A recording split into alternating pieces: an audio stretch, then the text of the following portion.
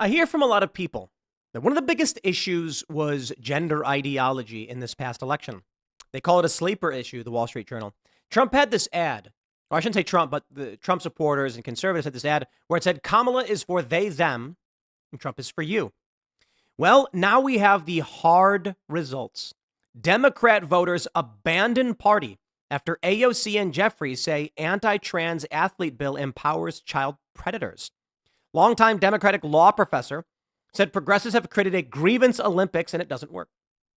Notably, AOC has pushed this incessant lie, as have many other Democrats, that Republicans want genital inspections of children, which is the stupidest thing imaginable, but this is what they do. They lie. Here's an idea. Males compete against males, females compete against females. Thank you and have a nice day. And we'll carry on. And actually, in Major League Sports, women are allowed to try out. They just never meet the level of the highest tier of athletic men. Certainly, I wouldn't either. Could you imagine me trying to play in the NBA? Come on. I probably couldn't make a single free throw. Now, if they had skateboarding in the NBA. But I digress. The real issue is actually quite simple. When we say males can't compete in women's sports, females can't compete in male sports, which we admittedly care less about, no one needs to be genitally inspected. It just means that if you cheat, you cheat, right? So right now, it's against the rules to, dope and do certain sports.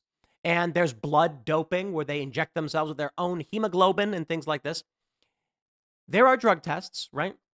And the issue is, how do the drug tests work? Do we strip you down in public and make sure everybody watches as we take your blood or urine? Do you have to pee in front of it? No. You do a drug test in a private area. No one's going to inspect your body. We don't need to do that. It's really simple. What the Republicans are saying is like, yeah, it's just your birth certificate. Like, you literally just be like, wait, can we see your birth certificate? And Democrats are like, papers, please. Now we're checking your papers. If a male wants to compete in women's sports and is passing as a female, all that it means is if the individual ends up winning and is later discovered through whatever means, birth certificate or otherwise, to be male, that would be considered cheating and you'd have your awards rescinded. Your awards. Well, here's a story from Fox News. They say Democrat lawmakers in D.C. pushed back against the GOP-led Protection of Women and Girls Sports Act last week with unsubstantiated arguments that the law would enable sexual predators to give genital examinations. Yeah, it wouldn't. The argument was not rooted in any language within the bill, as Republicans insisted that no genital inspection would ever be necessary, and that proof of birth gender could simply be determined with a birth certificate, or, like honor and integrity. The average person being like, this is a boy who is trans. Sorry, you can't compete. Bye. Like, the deterrence is simply that we tell people these are the rules. Most people, I'd imagine, will likely just abide by them.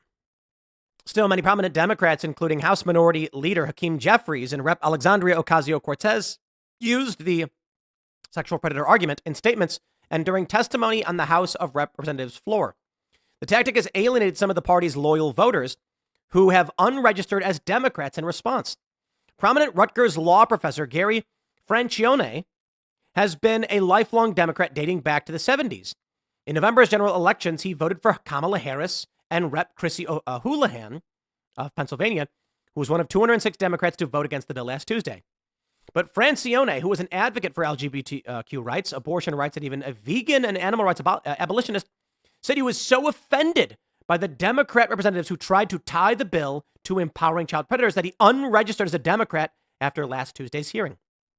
Quote, that just made me very upset because it screamed out lack of integrity, lack of honesty, Francione told Fox News Digital. This is the way you fight battles, by trying to insult other people who oppose you and disagree with you and insinuate they're child molesters or pedophiles. It seems to me you've lost the game. I don't know how they're ever going to come back from this. Woo-hoo-hoo. Francione has a lifelong network of other Democrats in the field of law and other industries, and he says many of them share his beliefs and will also be unregistering from the party. I can say confidently, of the people I know who are Democrats who I've spoken to, the vast majority of them are very unhappy about all this stuff and feel the party has lost its way. I know a couple who said they are going to unregister. Francione initially announced his departure from the party in a viral post on X over the weekend, Many of his thousands of followers replied, insisting they would follow his lead in unregistering from the party in response to congressional representatives' attempt to tie the bill to empowering abusers, or to predators. This is what I have done. This is when I drew the line. Let's pull up his tweet from a couple of days ago. He said, in light of the irresponsible and unhinged comments of AOC, Rep. Jayapal and Rep. Jerry Nadler, and others concerning the bill to keep males out of girls and women's sports, and the 206 Democrat votes against the bill, I have, after decades as a Democrat, registered as an independent. Please understand, this is not the only issue concerning which I have disagreed with other Dems, but I have always thought that one could do more from the inside to shift thinking. But when we are at the point where those who oppose boys and girls sports are characterized as empowering predators, remaining a member is no longer feasible. One person responded with, I stopped supporting the party when it stopped supporting women's and girls' rights and safety. Neither party supports those now, though their anti-women policies are slightly different. But both have adopted sexist gender stereotypes as appropriate for defining what women are. Francione says, I could not agree more. James Skinner says, welcome to the dark side of the force, LOL. I had to leave the party too when they fell off the deep end. Haven't we all? Now, my friends, I've never been a registered Democrat. I don't know what that means. But in Chicago, we vote Democrat. I barely voted. I think after the Obama stuff, I was just like, man, I am not playing this game. You lied to me. And, it's funny because I grew up listening to punk rock music, and talking about how the press is lying, the wars are fake, the military-industrial complex is trying to get us entrenched in these battles. There's a great song, which is very interesting. It's from Propaganda. And the title of the song is, it's basically, I'm paraphrasing, stick the flag up your effing ass, you GDSOB. It's a well-known punk song. And what's fascinating to me is that half the song is really bad, but half the song would actually line up perfectly with Trump supporters. And that's where it's weird. Because, of course, in the song, they say F the troops and things like that. And yet no conservative is going to get behind that message. But he also mentions, he says, I don't know if I remember all the lyrics. I question the intentions of the Boy Scouts chanting war. That's the sound of freedom, son. You're free to say no more. There's no free speech, and calls for warmongering is direct opposition to what the MAGA movement wants. They want free speech and the right to challenge these ideas, and they don't want the war. They don't want foreign policy spending. There's another line, Bette Midler now was in sainthood, romanticizing murder for morale. And I'm just like, that's the kind of music I was listening to as a kid. And I grew up in this world where protesters were calling out all of the war stuff.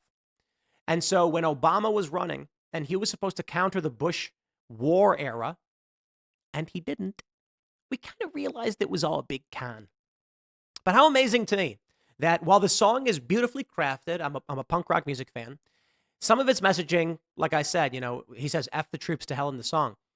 Back then, I can understand the anger. I never really agree with the message. Like, we're going to blame the troops for. These are people who just signed up because they want to help the country, and it's the establishment leaders that are bad. Don't get me wrong. Everybody bears responsibility for the actions they take. But I love that line. Bette Midler now was in sainthood, romanticizing murder for morale. She still is. The View. It's fascinating that there is this merger now between the old anti-war, anti-interventionist left and the right to form this populist movement. The World Trade Organization protests, the battle in Seattle. These people were opposed to globalism and free trade. Now they find themselves, many, voting for Donald Trump. Well, now we have the next issue, my friends, and that is we don't want men in women's bathrooms. So there is a challenge here. There are individuals who are certainly passing, and if Buck Angel went into a women's room, there'd probably be some problems. So navigating this is not so easy, to be completely honest. I think usually it's just you go in the restroom where people expect you to be based on your appearance, and that is a challenge. Like I mentioned, Blair White going into a men's room, people are going to be like, why is there a woman in here? Well, Blair White's male. Buck Angel going into a women's room, Buck Angel looks like an old biker, but Buck Angel is female. And so there is still an issue there, though it is a minority issue. How do you deal with it? I don't have all the answers. What I can say is in the bigger picture, people do not like these overtly male individuals going in female spaces. And so the issue was never, should Buck Angel go into a women's room? Because no guy is going to care about a female who presents as male in the men's room, and no guy is going to care, I mean, for the most part, to someone like Blair White being in the men's room. But in the women's room, it's different because men and women are different. We cannot apply this universal principle on rights to men and women the same way. That is, women are allowed to compete against men if they choose, but they never make the cut. Men don't compete against women because we created a special category of women's sports to protect women who have lesser bone density, lesser muscle mass, less fast twitch muscles, a wider Q angle, which results in knee and ankle injuries more than males, a lower center of gravity, etc. Less skin collagen. We create special classes for women because women are different. And now the Democrats are going to reap what they have sown because the only thing they have has been lies.